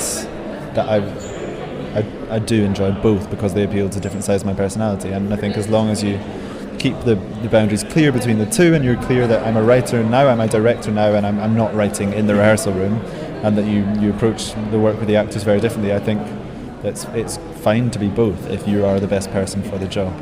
Well, you have been on this job, if you don't mind me saying. Thank you. Let's talk about Alba again, because it's such a successful show and such a good show. As I say, I was immediately delighted by it, and I retain that delight throughout and beyond.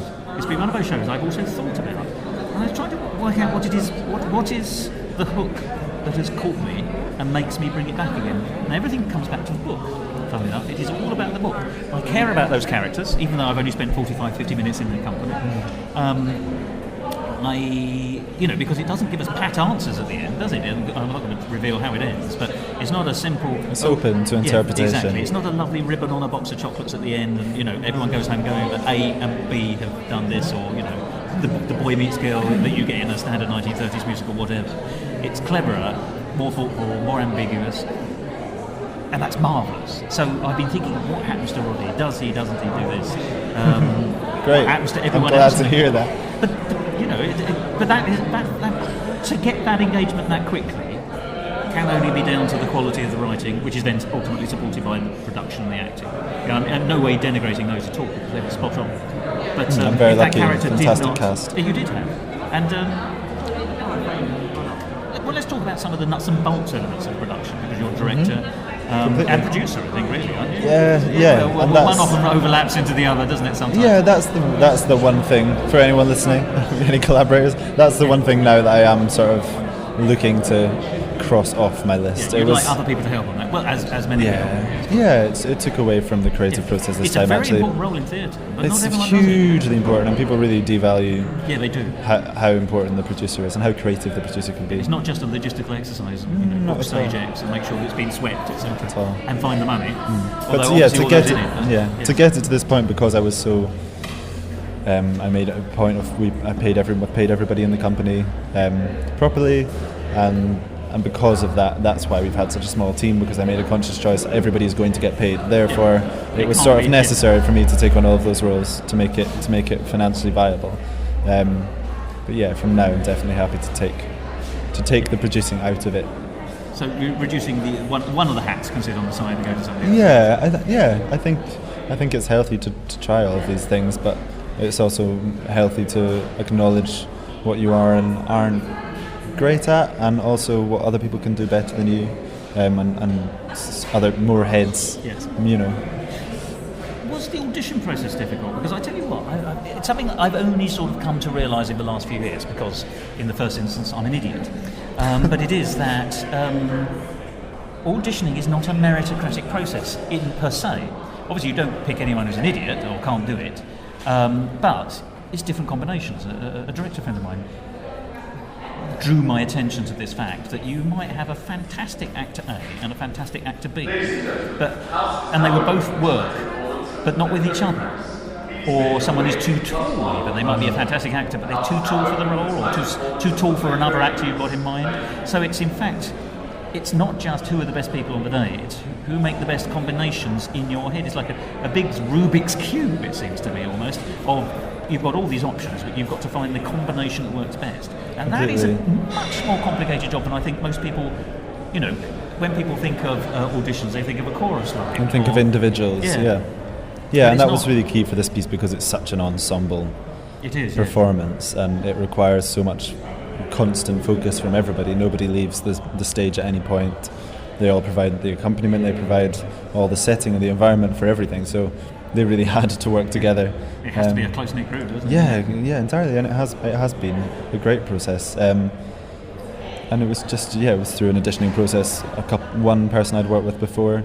I was very lucky to find them all, and I didn't have specific instruments in mind before going into the process. So it was about wanting to work with the particular actors that came in, and then bringing their instruments into the piece. Capitalising on the skills they brought to the table. Yeah, exactly. Rather than like most West End editions where they're trying to fit a mould. Yeah. Well, this reminds me of something that used to happen in the 1930s. This is just an aside, but in the 1930s they had lots and lots of hotel bands, or the big bands, the Glenn Miller stuff. And when you left a band, if you were a performer and you left the band, you had to leave the uniform, because they all had uniforms.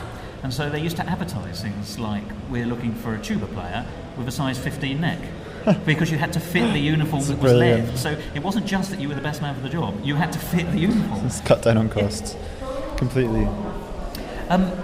So you've got your cast, you're acting as director, time is ticking away feverishly. Were there any points when you thought, I'm not going to be able to get this done? No, I don't think I really don't think there were.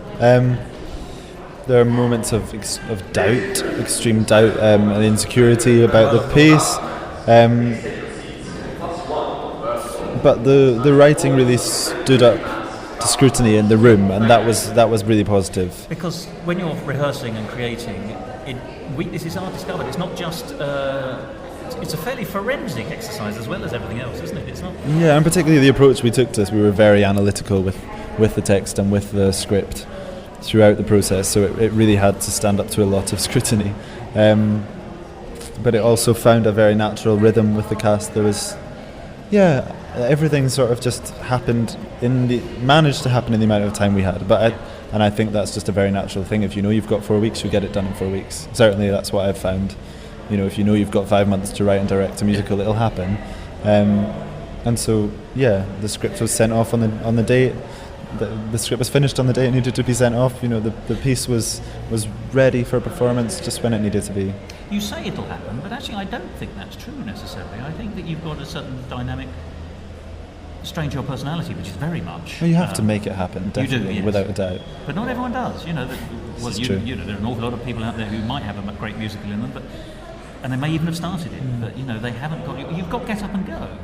I guess. Well, if you don't, and that's where the producer in me comes from. Yeah. I think there's always, although maybe now it doesn't seem like such an important part of the process. It has always been something that's been in me. My mum used to laugh that like a lot of young kids would play and make plays in the garden or in the bedroom or whatever, but I would do that and then I'd print tickets for everyone like aged 8, 9, and I'd sell them at the door for 20 pence. Like, it wasn't just come and enjoy the play, you pay for your seat. You're an actor manager, you are. Yeah. At 8, fantastic.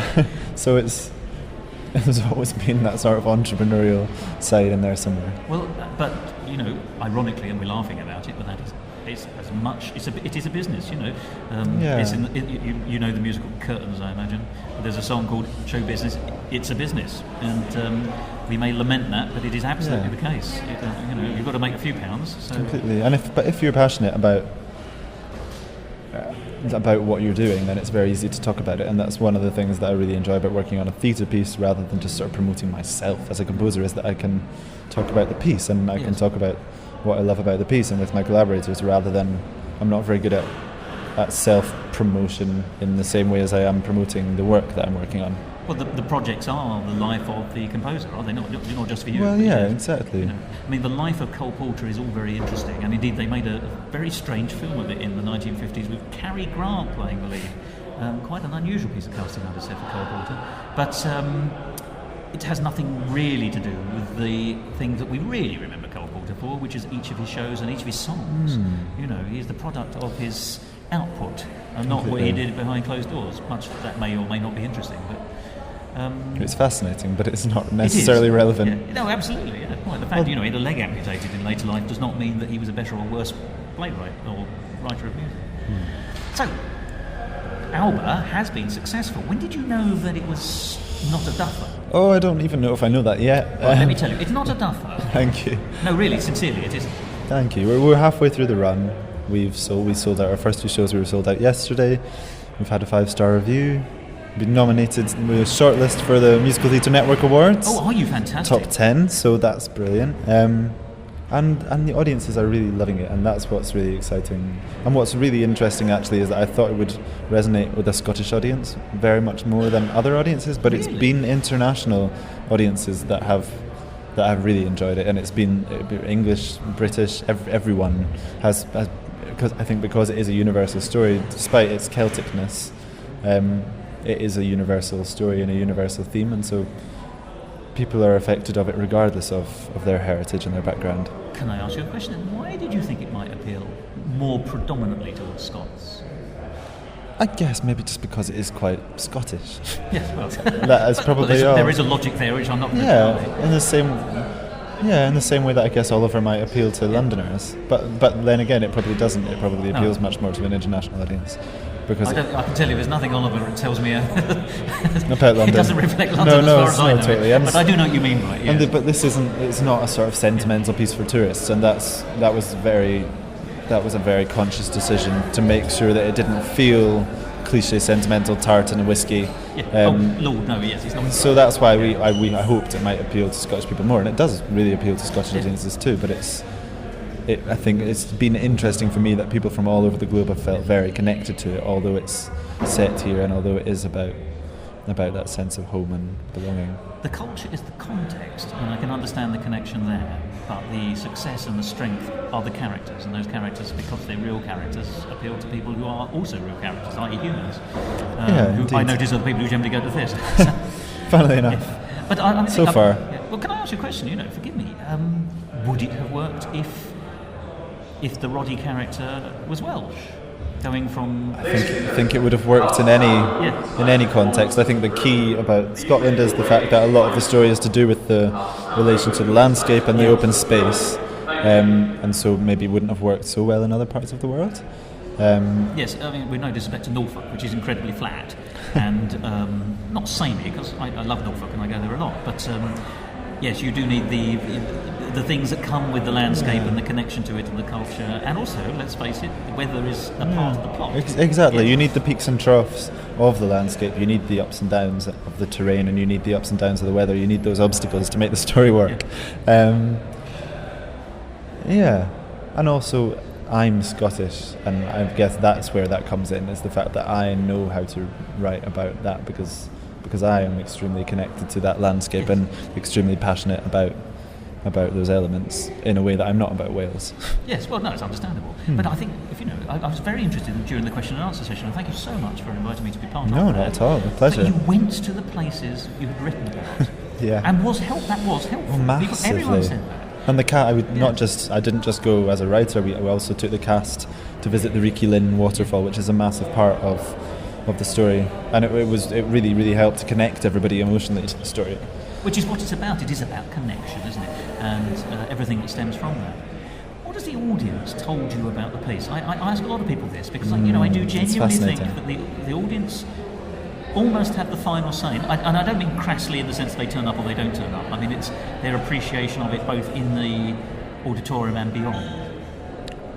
People have been very emotionally affected by it in a way that I didn't anticipate quite to that extent. I mean, people have been waiting around just to give me a big hug because they're in floods of tears, people I've never met before. Really? People every day. It's consistent. So those aren't one-offs, that is a genuine... No, not at all. It's a genuine... Every day there are several people in the bar downstairs who are crying. And I'm sorry if any of them are listening. But there was one woman in particular who said... I got her to just do a little interview with me because her reaction was so strong, and she talked about some of her family history and her relationship history and how what the piece spoke to for her, and she said it really felt like her story.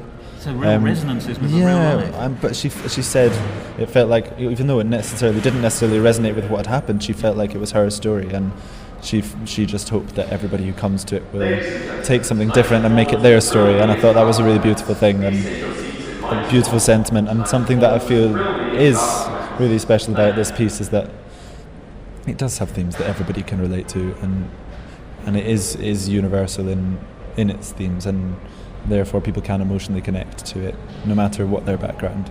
And you, forgive me if I've got this wrong, but you didn't really expect it to have that universal appeal.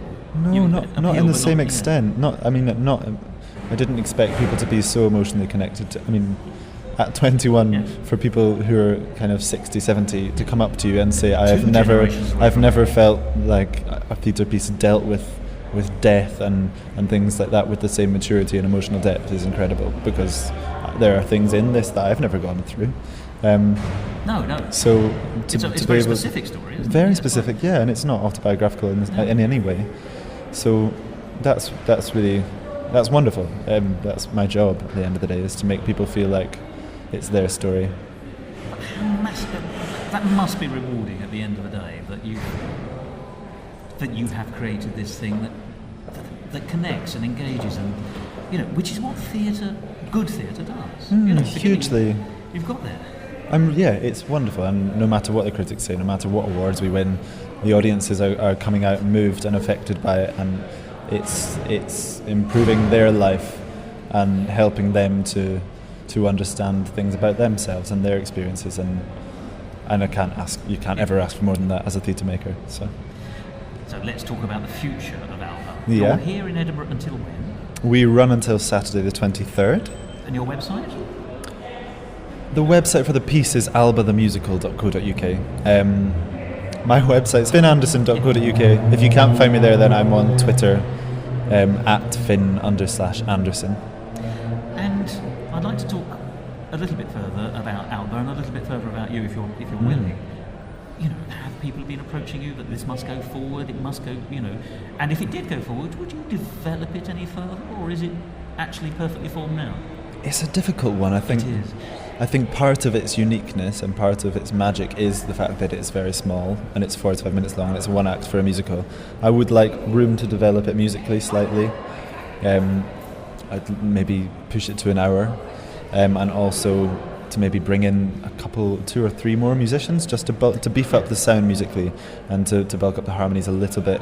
It works very well in a small space, but I'd love to just explore it more musically because the genre, the Scottish traditional folk, is such a rich well of musical material to draw on for inspiration. There's so much more we could do. Yeah, there's a lot more we could do with it musically. The term is almost too vague to do it justice. You know, completely. And so that's why I've had to bring my own sort of personality to that. I'm not trying to emulate anything or be pastiche with it. And I should just say for any doubting listeners, and I don't mean this in a snotty way, but we're not talking about Andy Stewart and the White Heather Club, which for many years, I have to say, was when Scots music, I put big speech marks around that, by the way, was broadcast to the rest of the nation, Yeah. And was that is a strain of music, as every country has that kind of thing. As you say, the Scots music is culturally broad and wonderful, and if you don't like bit X, you will like bit Y. Completely. So I'd like room to develop it a bit more musically, length and depth of music. I think it has potential for life after the Fringe, whether that's a tour, whether that's a transfer somewhere. I mean, I don't want to tempt fate or anything. No, not at all. And if this is the end of it, then brilliant. It's been a wonderful experience, and I've learned a huge amount, and people have loved the piece. But I'd love to take it to a wider audience. Let me say then, because you're a very charming man and a very modest man, and so other people may have to say these things for you. But it is a great show and must go somewhere. Thank you. And I hope that people listening will think this is something I want to see as well, and make their way to your door. Hopefully waving money and checkbooks, but hopefully, yeah, that's always what you want, I guess. So the website will keep people up to date on that as it develops, if it develops. But let's hope it does. Yeah, definitely. And also, if you go through my website or Twitter, you can find my mailing list, and I send out updates regularly about what I'm up to and how you can get involved and support me on that. Well, but forgive me, I hope people do. One of the things that's been noticeable this year at the Edinburgh Fringe is the increasing number of shows which are here courtesy of Kickstarter. Yeah, we're included of that actually. Oh, right, so £4,000 we got on Kickstarter, which is what gave me the ability to pay the company properly and to hire the space and all of that. So yeah, I wouldn't be here if it wasn't for home support and people supporting new writing. So and new writing hats is off. so important.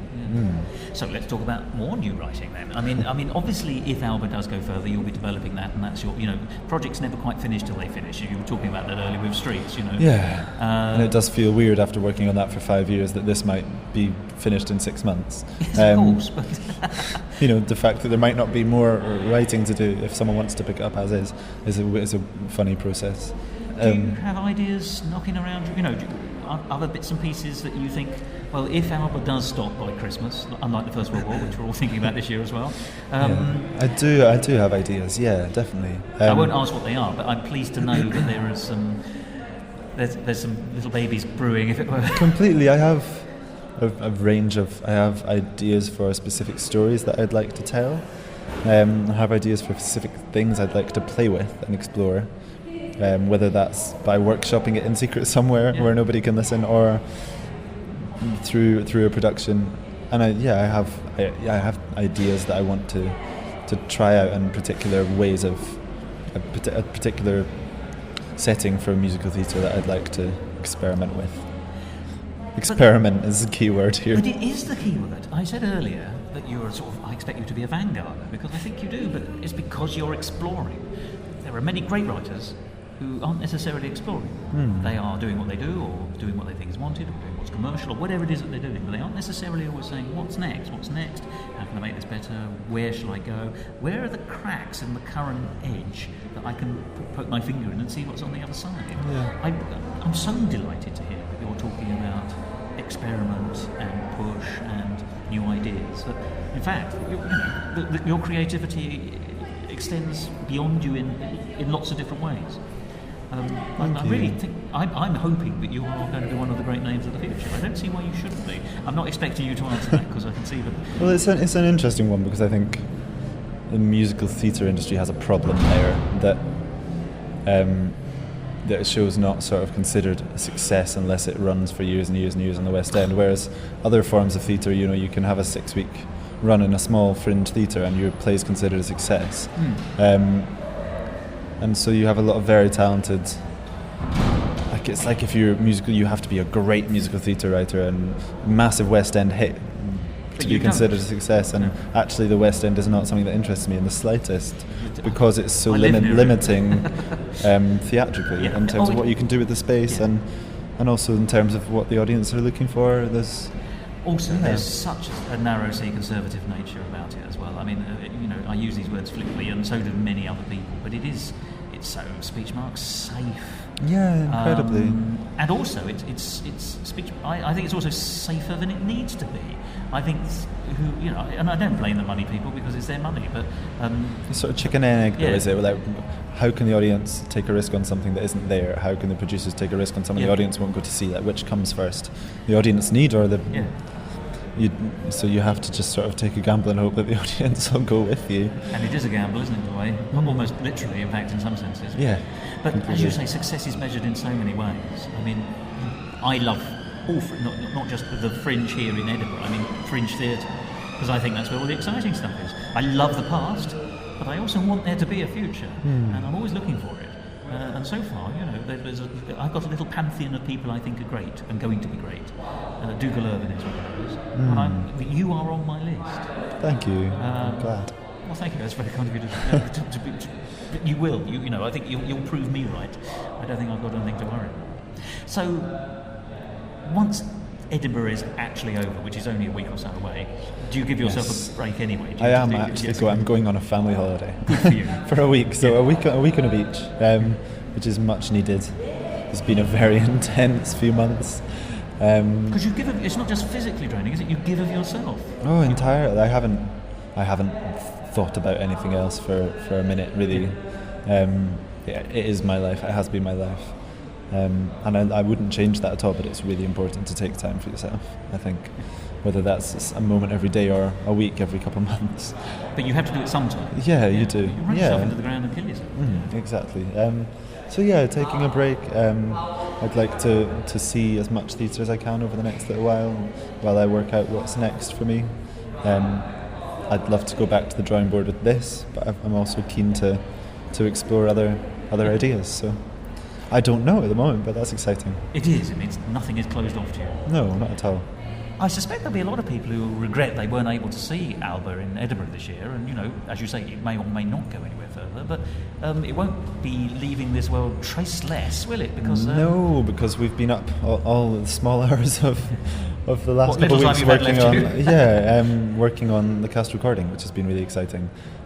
We are doing pre-orders at the show, so they're not available yet, but you can pre-order them.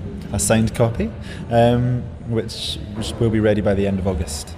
And we're actually recording it kind of adding in what it might sound like if we did have a bit more time for the music within it. So we're slightly expanding and enhanced musically, yeah.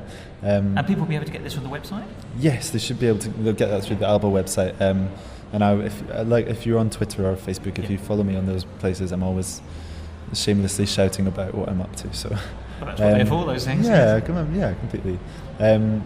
So it'll be £5, and it's just a sort of EP. It's not all of the songs in the piece. It's maybe sort of 6 or 7 tracks. But it will certainly give a good feel. And yeah, definitely get a feel for the music and where that sits within new musical theatre at the moment. I really hope people will decide that it's worth listening to. I mean, £5 is remarkably cheap anyway. Yeah. You don't mind me saying. I would really like people to see the show, but owning something of it is a good way to take it into the future. So. Yeah, I hope so. And like I said before, it's not the music that is the most important part of this production at all. But if people will come and see it because they enjoy the music, then great. Yeah.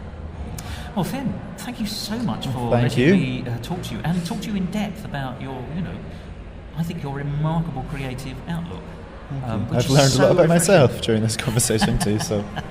Well, every little helps. As I said. Completely. But seriously, I know this won't be the last time we speak, and I certainly know it won't be the last time that I'll be celebrating a new Finn Anderson piece. But for the time being, thank you very much indeed. Have a good rest. Thank you. And let's see where everything goes. Yeah, fingers crossed. Thank you.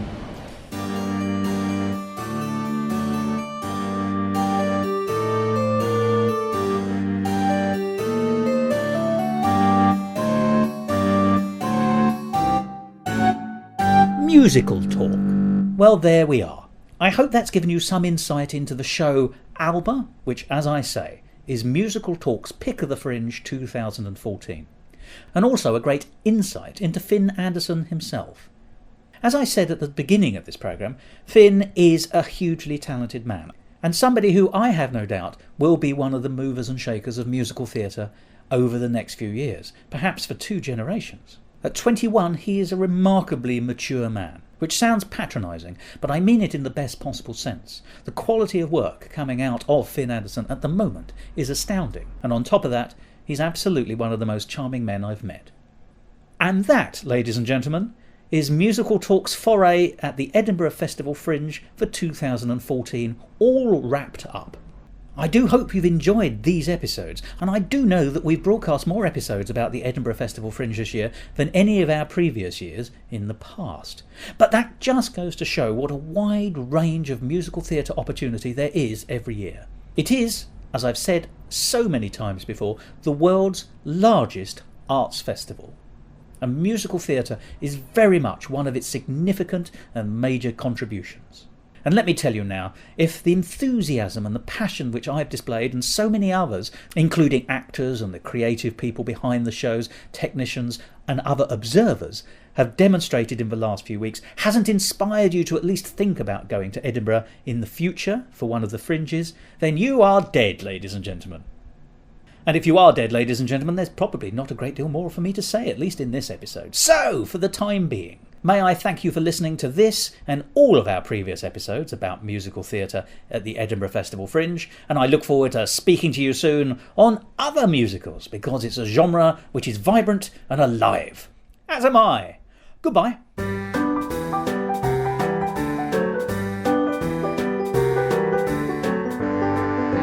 This episode of Musical Talk presented and edited by Thos Ribbits. Copyright Musical Talk 2014.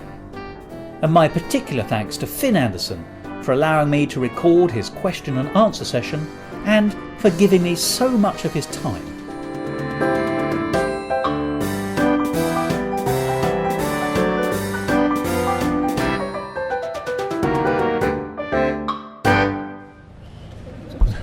Yeah. I thought they were about to come up and ask you for an autograph. I don't think so.